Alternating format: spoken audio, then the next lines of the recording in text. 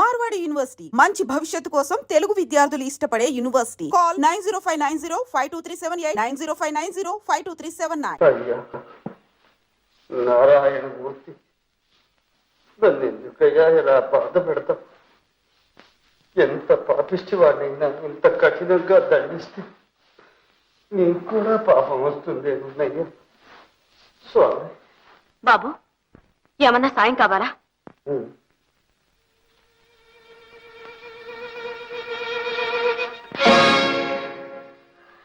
ఎవరు? సాయం?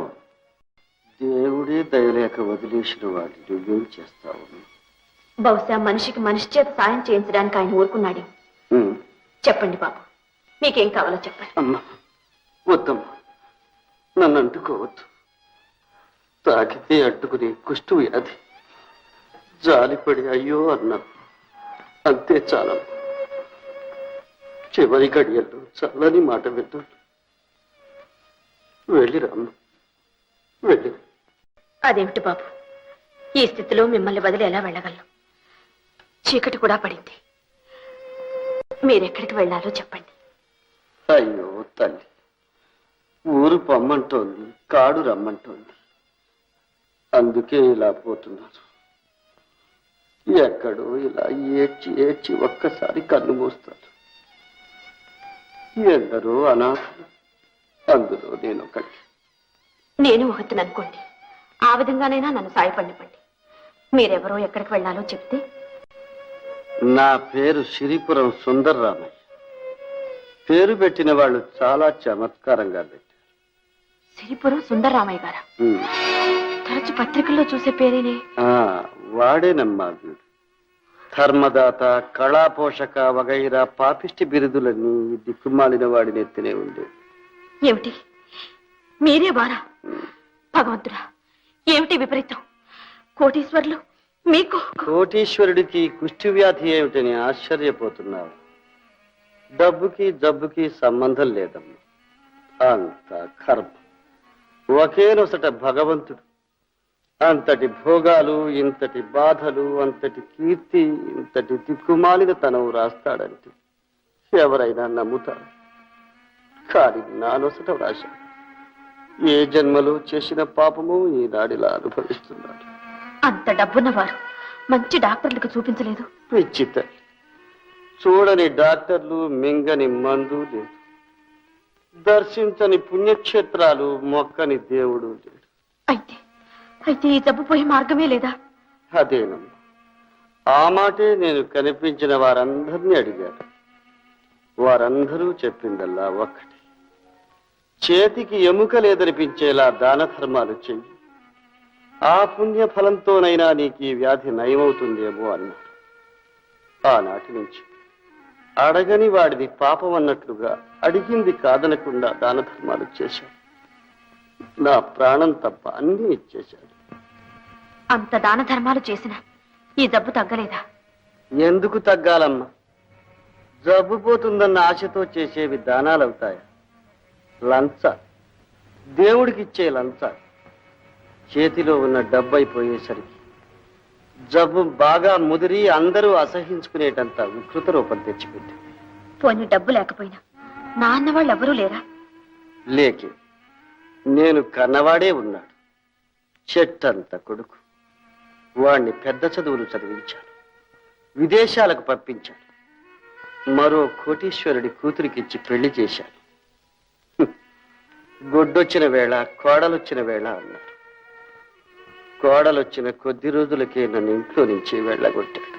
అయ్యో రామ, కన్న కొడుక్కి మమకారం లేకపోయినా కనికరమైనా లేకపోయిందా? మమకారం, కనికరం ఈ కాలపు పిల్లలకు అవేమీ ఉండవమ్మా. కన్నవారికి ఉన్న కడుపు తీపి పిల్లలకు ఉండదు. ఇట్టే తెంచుకుపోతారు. నిజమే బాబు, నిజమే.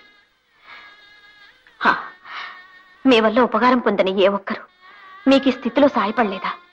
అయ్యయ్యో, ఇక్కడేనమ్మాను ప్రపంచాన్ని అర్థం చేసుకోవలసింది. నా దగ్గర డబ్బున్నంత కాలం నాకు ఈ వ్యాధి ఉన్నా నాకు దగ్గరగా వచ్చి నేను మన్మధుణ్ణని, ధర్మదాతనని అన్నవారందరూ డబ్బైపోయిందని తెలిసిన మరుక్షణంలో చిచ్చి వీడి పక్కన కూర్చుంటే ఈ జబ్బు మనకు కూడా అంటుకుంటుందని దూరంగా తొలగిపోయేవాడు. విశ్వాసం లేని ఈ జాతి మధ్య బ్రతికే కన్నా ఎక్కడైనా దిక్కుమాలిన చావు చావడమే మంచిదని ఇలా వచ్చేశాడు. చావు రాలేదు, చావడానికి మనసు ఒప్పలేదు. కాలితో నడవవలసిన నాకు ఇలా చేతులతో పాకవలసిన గతి పట్టింది. చీచి, ఏం మనుషులు! బాబు గారు, ఈ లోకంలో మంచివాళ్ళు ఉన్నారు, చెడ్డవాళ్ళు ఉన్నారు. నాతో రండి, ప్రపంచంలో మంచివాళ్ళని చూపిస్తాను. మిమ్మల్ని హాస్పిటల్లో చేర్పించి. ఎందుకమ్మా ఈ పాడు దేహానికి ఇంకా మరమ్మతులు ఎందుకు? అది అనవలసింది మనం కాదు బాబు గారు, భగవంతుడు. నాతో రండి, మిమ్మల్ని హాస్పిటల్లో అమ్మా చేర్పిస్తాను. వద్దమ్మా, పర్వాలేదు బాబు. నన్ను అంటుకో. రండి. అయ్యో అయ్యో అమ్మా, అయ్యో అమ్మా, అమ్మా, అమ్మా. బాబు, బాబు, మీకు బాధ కలిగించానా? లేదమ్మా, లేదు. ఇది ఆనందం. నాలో ఉన్న బాధనంతా ఒక్కసారిగా తీసేసావు. ఎందుకంటే ఇంకా కన్నీరు మిగిలిందని నేను అనుకోలేదమ్మా. అమ్మా, తల్లి, నువ్వెవరి బిడ్డవు? ఇది ఏనాటి అనుబంధం? నాకు చేయూతనిచ్చి లోకంలో సత్యం, ధర్మం, దయ అన్నీ చచ్చిపోయాయనుకున్నానమ్మా. చావలేదు, ఇంకా బ్రతికే ఉంటాయి. ఇలాంటి వారు ఉన్నంత వరకు బ్రతికే ఉంటాయమ్మా. నువ్వు కలగాలం వద్దు, కలగాలం వద్దు. రండి.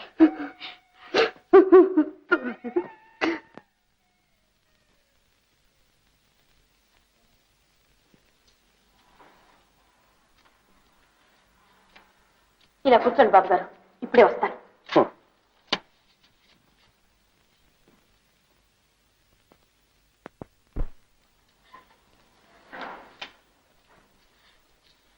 నమస్తే డాక్టర్ గారు. ఎవరమ్మా, ఏం కావాలి? ఒక పెద్ద మనిషి కుష్ఠతో బాధపడుతున్నాడండి. Advance leprosy. ఐసి, ఎక్కడున్నారు? బయట కూర్చోబెట్టాను. చూడండి, ఆయన దగ్గర డబ్బు ఏమీ లేదు. నా ఒంటి మీద ఉన్న నగలు ఇచ్చేస్తాను. ఆయన ఎలాగైనా బాగు చేయండి. కానీ ఈ సంగతి మాత్రం ఆయనతో చెప్పకండి. అలాగా? ఆయన మీకేమవుతారమ్మా? సాటి మానవుడు అంతే. పాపం ఒకప్పుడు కోటీశ్వరులట. సుందరామయ్య గారని. ఎవరు? కోటీశ్వరుడు సుందరరామయ్య గారు? ఒకవేళ సిరిపురం సుందరం? అదే, ఆ పేరు చెప్పారు. ఆయన మీకు తెలుసా? తెలుసా? ఆయన ఎక్కడున్నారమ్మా? బాబుగారు, బాబుగారు!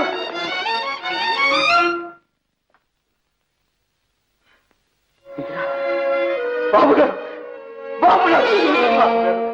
ఏమిటిది బాబుగారు, ఏమిటిది? లక్షలాది కుటుంబాల్లో దీపాలు వెలిగించిన మీకా ఈ స్థితి? బాబుగారు, ఎవరు మీరు? నన్ను ఎందుకు ఇలా హేళన చేస్తున్నారు? చేయనా? మిమ్మల్ని ఎంత మాట అన్నారు బాబుగారు?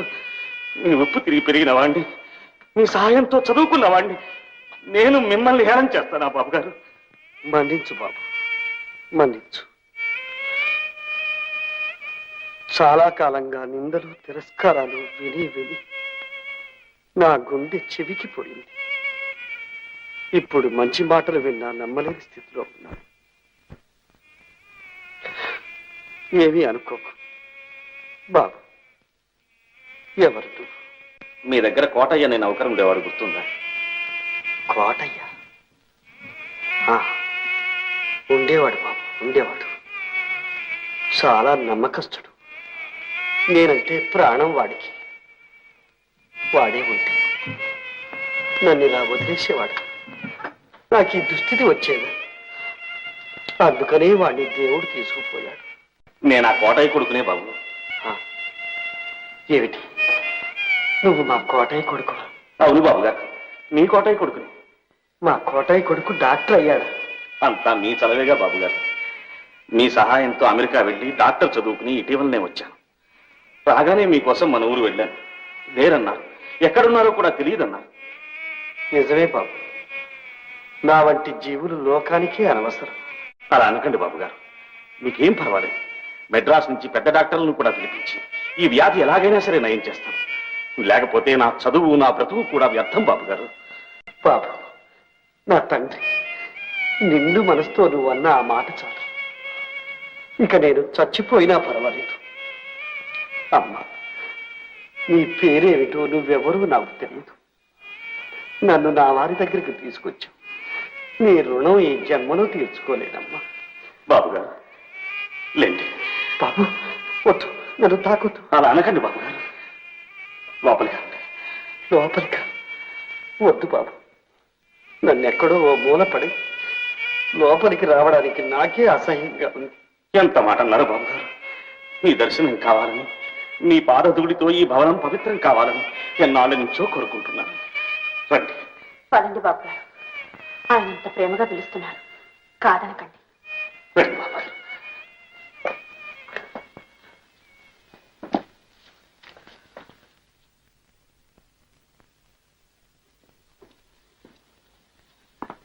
రండి బాబు గారు, అలా కూర్చోండి.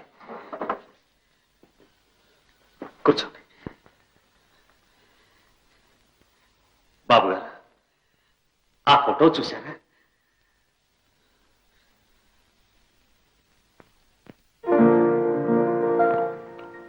నాకు చూపు సరిగ్గా అనడం లేదు బాబు. ఆ ఫోటో మీదే బాబు గారు. నాదా? అవును, మా పాలిటీ ఇలా వేరు.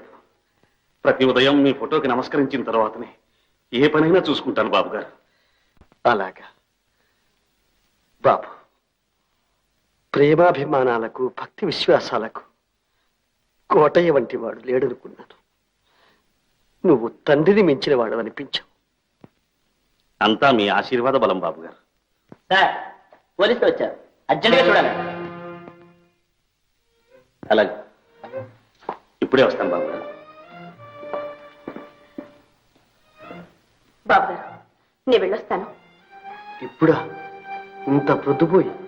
పర్వాలేదు, మా ఇల్లు దగ్గరే. ఇందాక నాకెవరూ లేని ఊరికే చెప్పాను నీతో. వస్తాను.